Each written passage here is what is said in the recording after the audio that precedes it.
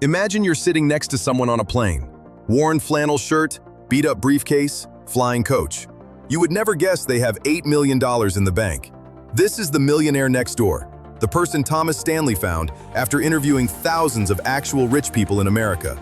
Not the flashy guys on TV, the real ones. And what he discovered broke everything we assume about wealth. The people who look rich are often not. The people who are rich often look completely ordinary. They drive used cars. They buy suits off the rack. They clip coupons. And they are worth millions. So what do they actually do differently? I am handing you 80% of this book in the next few minutes. Let's go. Idea 1. The foundation of everything. Spend way less than you earn and do it for decades. The average millionaire Stanley studied lives in a house worth around $300,000. They drive used American-made cars. They buy clothes off the rack. They do not own boats. Their neighbors often have no idea how much money they have. Now compare that to the doctor or the lawyer with the BMW and the lake house. That person often has almost nothing saved. Stanley gave this a perfect name: big hat, no cattle. The symbol of wealth without the substance. Real millionaires have the cattle and skip the hat. While everyone around them performs wealth, they quietly stack assets. They look ordinary. They are extraordinary. Idea 2, and this one will make you uncomfortable. Millionaires spend more time planning their finances than most people spend watching TV in a week. They budget. They track every dollar. They know exactly how much they spent on food last year, on clothing, on transportation. Stanley found that fewer than a third of non-millionaires can answer that question. Most of us are sleepwalking through our financial lives. The wealthy treat their personal budget like a business budget.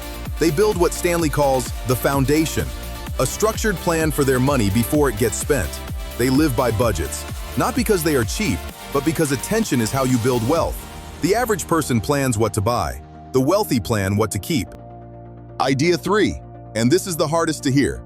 The biggest predictor of whether a high earner becomes wealthy is whether they feel social pressure to look wealthy.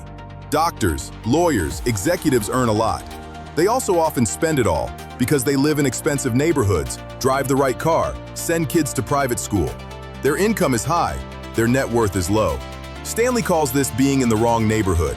You earn $200,000 but spend $190 to keep up appearances, and you never get ahead. Wealthy people often live where their net worth towers above the local median. No social pressure to perform. The less you need to look wealthy, the faster you actually become wealthy. Idea 4, and it shocked the researchers. Giving your adult children money makes them less wealthy over their lifetimes. Stanley calls this economic outpatient care. The pattern is clear and consistent. The more financial gifts parents hand to adult children, the lower those children's net worth tends to be. Subsidized kids do not develop financial discipline. They spend more freely because the safety net exists. They save less because someone will always help. The truly wealthy give something far more valuable than cash: education, work ethic, and the expectation that they will stand on their own 2 feet. Stanley found that the most financially successful children had parents who gave them roots, not checks. The goal is not to give your kids a great lifestyle. The goal is to help them build one themselves. Idea 5, the most practical. Choose work where you can build something that grows without proportionally growing your spending. Stanley found that self-employed people and small business owners are dramatically overrepresented among millionaires. Not because they earn more, because they control costs, build equity, and can grow income without growing lifestyle. A salaried executive earning $300,000 often becomes less wealthy than a self-employed plumber earning $120, because the executive inflates their lifestyle to match income and builds almost no equity. The structure matters more than the income level. When you own a business, your frugality compounds into equity.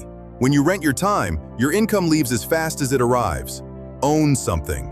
Build something that outlasts your hours. Idea 6. Stanley's most powerful insight. Wealth is not income. Wealth is what you accumulate, not what you spend. He gave us a simple test. Take your age, multiply by your gross annual income, divide by 10.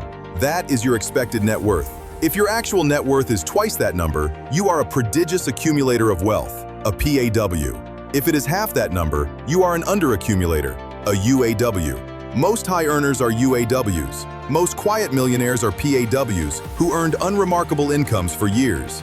The game is not to earn more, it is to keep more of what you earn and let it grow. The real scoreboard is invisible. It is never your car or your house. It is a number on a statement most people will never see. So here is where you start. Ask yourself one question. What is my expected net worth based on Stanley's formula? And what is my actual net worth? If the gap is wide, the 6 principles in this book tell you exactly why. Let's recap. 1. Live far below your means. 2. Budget deliberately. Know where every dollar goes. 3. Resist the pressure to display status. 4. Let your children build independence, not dependence on your money. 5. Choose work that builds equity and separates your lifestyle from your income. 6. Measure wealth by what you accumulate, not what you spend. The millionaire next door is not the loudest person in the room. They are the quiet one, ordering water, thinking about their net worth. Subscribe for more, and I will see you in the next one. Until then, keep making